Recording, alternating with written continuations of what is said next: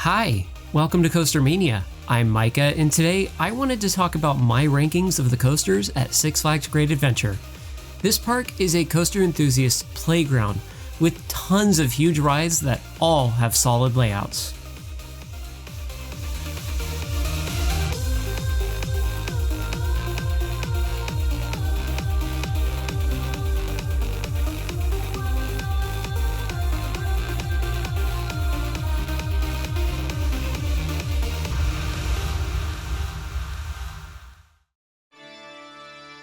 There aren't a lot of amusement parks out there that have lineups that can compare to Great Adventures.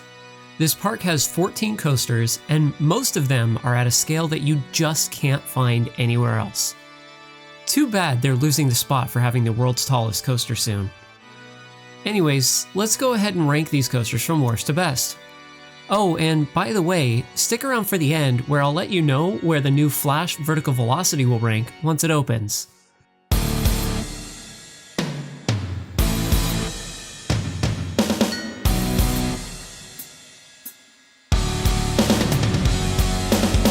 Number 14, Lil Devil Coaster.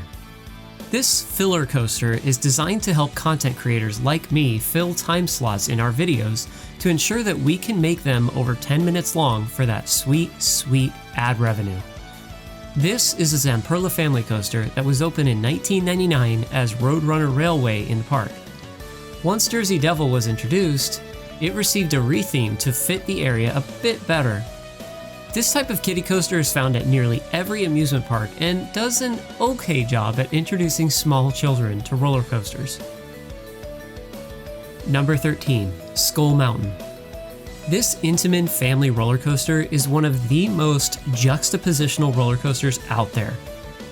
It opened in 1996 and features 1,377 feet of track and a max height of 40.5 feet. The layout for this coaster was fine. Where this ride confuses me is the theming. From the outside, it looks okay, I guess. It's got an interesting facade that is somewhat cursed. Once you get in line, the theming looks alright. It doesn't do anything crazy special here, but once again, for a Six Flags coaster, it seemingly goes above and beyond. Then, once you actually get on the ride, you'll quickly realize that you're just riding a roller coaster built inside of a warehouse. There's more than enough light that seeps in through the cracks that you can clearly see what's going on. This feels like a really poor attempt by Six Flags to try to compete with the likes of Disney. Number 12, Dark Knight. Hey, another wild mouse. I'm saying this because on this particular trip, Katie and I had visited Hershey Park, Dorney Park, Knoebels, and this one. So we got our fair share of Wild Mouse credits. That means that this was our third Wild Mouse for this whole trip. As a departure from the last coaster, this one actually had some decent-ish theming. The station was of the highest caliber, then the rest of the ride experience was somewhat lackluster, but there's more than enough going on inside to make up for this. Also, can we talk about those trains? I get it, they're designed for the theming of the ride, but... Ugly. Oh no! As for the ride experience, this is your bog standard Wild Mouse coaster. It doesn't do anything different or unique besides the theming. Number 11, Harley Quinn Crazy Train. Hey look, a Zero Tivoli. This coaster type is slightly less common than the Zamperla family coasters, but still extremely common. Harley Quinn's Crazy Train opened in 1999 and features 1,181 feet of track and a max height of 26.3 feet. This coaster doesn't do anything spectacular other than the fact that it goes around its course twice. It is an extremely simple layout that can be made a bit more fun with the extremely long trains. Seriously, the train on this is long. 20 cars long. Imagine if something bigger like a B&M had that many cars. Number 10, Runaway Mine Train. As is standard for a lot of North American amusement parks, this one too has an Aero mine train. Built in 1974, this coaster, unsurprisingly, has a tame layout, but with some nice interaction with the surrounding nature. There's a higher up portion of the ride that soars through the trees, and the second half that is much lower that skates right above the water. Like most Aeromine trains, this one doesn't take any real risks, and is more so just a nice, larger family coaster with some rough transitions. Number 9. Medusa. As soon as I learned that Scream at Six Flags Magic Mountain was a mirrored version of this ride, I knew that I would not like it. So let's see. We've got a B&M floorless coaster with 7 inversions, 3,985 feet of track, and a max height of 142 feet. Daring today, aren't we? If I was allowed to, I'd rate this straight at the bottom. Medusa has the exact same problem that Scream does. It travels through its inversions too fast to provide any meaningful hang time, yet too slow to be forceful enough to make me feel anything. I don't usually like complaining about rides, especially not B&Ms, but my gosh. These multi-loopers seem to be so by the numbers that it just makes me want to fall asleep on them. This ride was fine, I guess, but I'm very glad B&M has gotten a lot more varied with their modern layouts. Number 8. Green Lantern. Katie absolutely hated this ride, and yet I'm apparently some kind of masochist because I personally found it somewhat enjoyable. Because of this, we had to make a compromise and rank it here. Kinda low for where I'd like to rank it, but here we are. This B&M stand-up coaster is part of a dying breed, with most of them being retrofitted with floorless trains. Fortunately, Green Lantern has survived and thrived this entire time. This coaster has 5 inversions spread out over 4,155 feet of track. It has a max height of 154 feet and was opened in 2011 after being relocated from Kentucky Kingdom. The layout on this is fairly typical for a stand-up coaster, but sequences the elements in a good, forceful way that I personally really enjoyed. It's too bad that this is a total parking lot coaster though. I wish they could have gone through the effort of at least doing some landscaping underneath the ride, like its next door neighbor. Number 7. Joker. Being one of Six Flags' new favorite clone models, Joker is an SNS 40 free spin that takes up almost no land and attracts quite the crowd. This is due to its unique trains that spin vertically throughout the ride's course.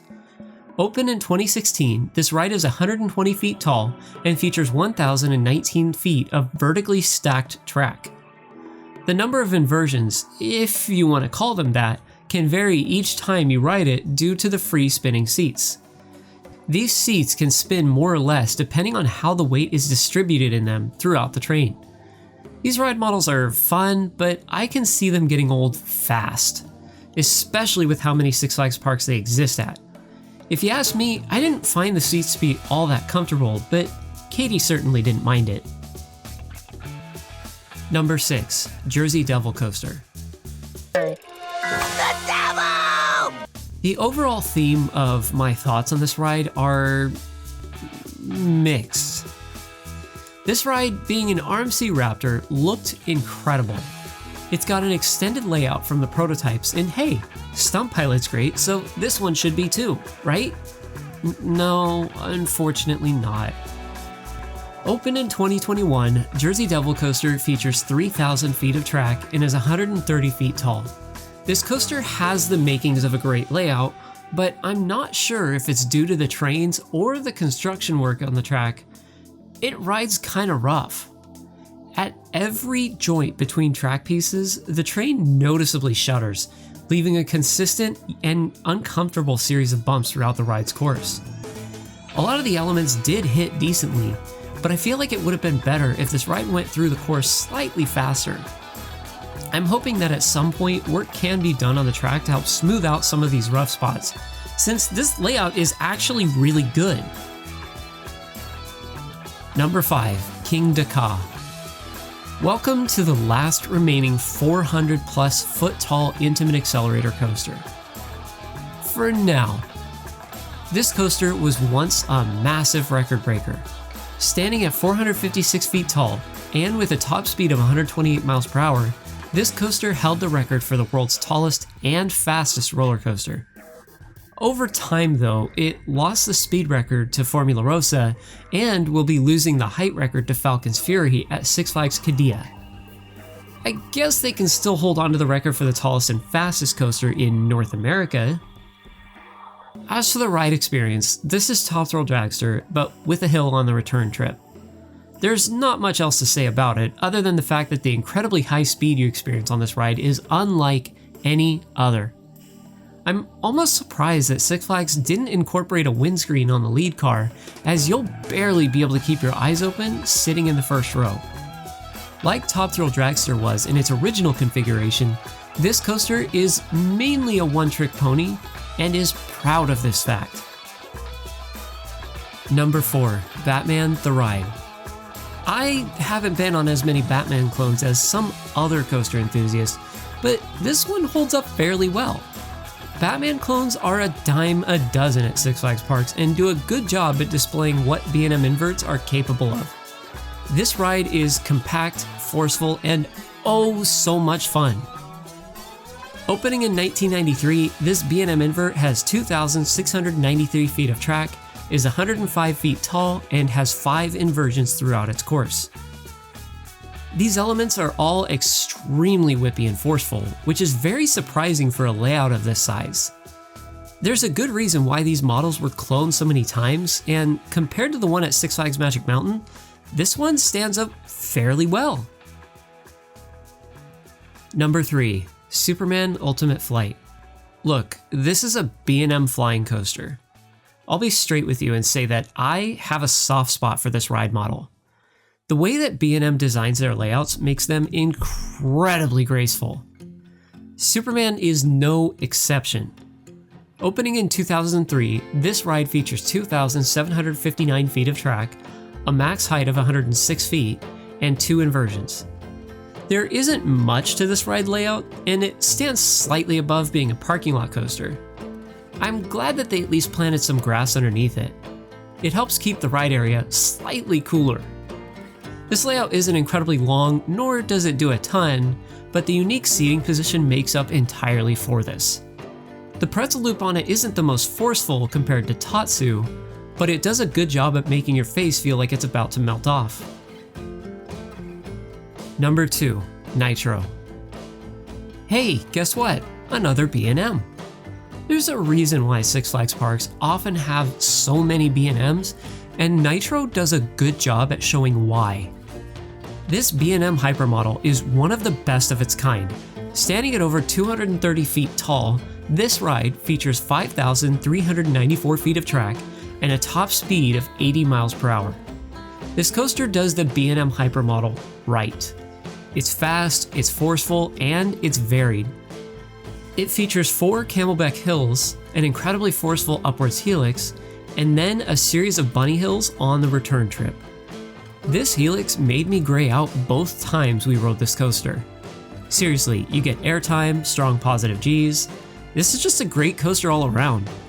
And it has a killer theme song to boot. Number 1, El Toro. I'm gonna come out and say that this is one of the best wooden coasters in the United States. Maybe I should do a top 10 list for that too. Let me know down in the comments if you'd like to see that. Anyways, El Toro is an Intamin pre-fabricated wooden coaster that was opened in 2006. It sports 4,400 feet of track, a max height of 181 feet, and a top speed of 70 miles per hour. This coaster has some of the strongest forces I've ever experienced on one, let alone a wooden coaster. The airtime hills do a crazy good job at ejecting you out of your seat, and the twister section plants you incredibly hard back into it. In fact, if you have any sort of back problems, I might recommend skipping this ride. Those tight turns did a number on Katie and I, and almost had us a bit worried for our spines. Really though, you can't go wrong with this ride, and if it weren't for the RMC hybrids existing, this could be one of the best roller coasters out there. So now that you've been waiting patiently for the entire video, where do I think flash vertical velocity will rank? I'm going to say there's a good chance it could take the number 2 or a number 3 spot for me. Here's why. This coaster model looks like it'll do a great job at providing for an incredibly smooth ride full of airtime and, most importantly, hang time. Where Jersey Devil Coaster does a decent job at providing some hang time, Flash will do it better. The fact that you also get to go through the ride's course forwards and backwards will provide for an even better experience. I mean, imagine what backwards hang time feels like. There's no doubt in my mind that this coaster will add to Great Adventure's already incredible ride collection, and I can't wait to see what else they get in the near future.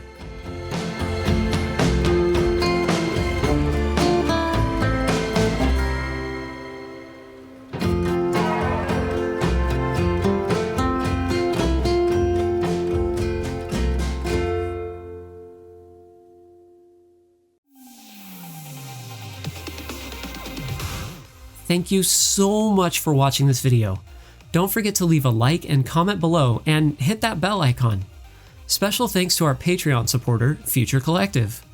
$1 a month helps me bring even more content to you guys, and I even have some exclusive content coming, so check it out. Check the description below to find links to the rest of our pages. Thanks for watching the video, and ride on, Coaster Maniacs.